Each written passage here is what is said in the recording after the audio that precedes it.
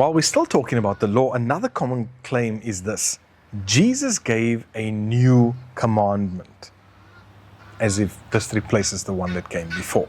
But the scripture shows something far richer, so let's jump into it today. Now, let's look at what Jesus himself said in Matthew 5 verse 17. He says, "Do not think that I came to destroy the law or the prophets.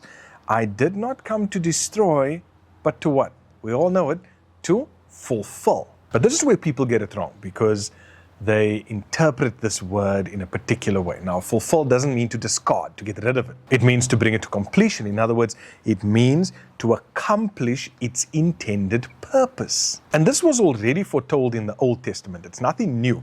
We need only look at Jeremiah 31 verse 31 to 33, where God promises a new covenant, not anything to do with the law disappearing, but where, as it says, the law was written on their hearts. Ezekiel 36 verse 26 and 27 says the same thing.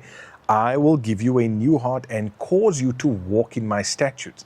So I'm going to give you a new heart. I'm going to write the law on your heart, and you are going to walk in those ways. In other words, you are going to live that out. To be clear, the promise was never the removal of God's law, but rather an inner transformation. Now let's just consider for a moment what Jesus calls the greatest commandments. And we see this in Matthew 22 verse 37 to 40, where it talks about loving God and loving your neighbor. And then Jesus says, "On these hang all the law and the prophets." Now folks, this wasn't anything new. Why do I say that? In the Old Testament, Deuteronomy 6 verse 5 talks about loving God first.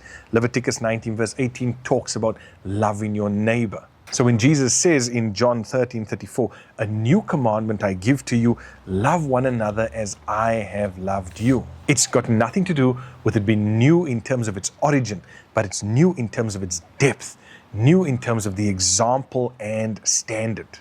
Here's an example. The law says, "Love your neighbor as yourself." What did Jesus say?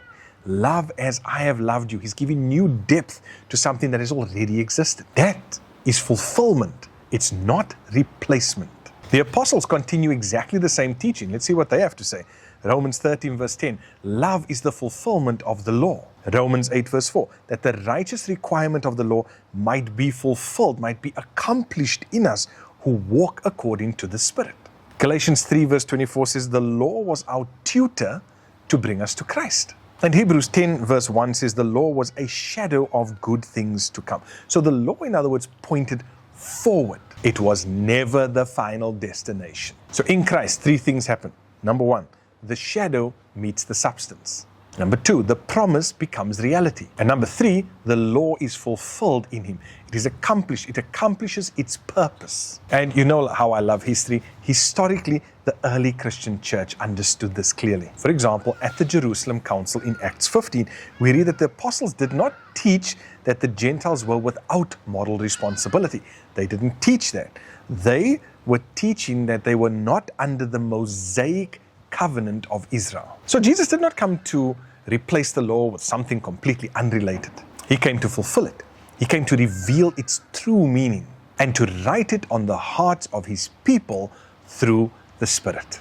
It is the law fulfilled in Christ, and it is now lived out through love by the Spirit, according to Romans 5 verse 5.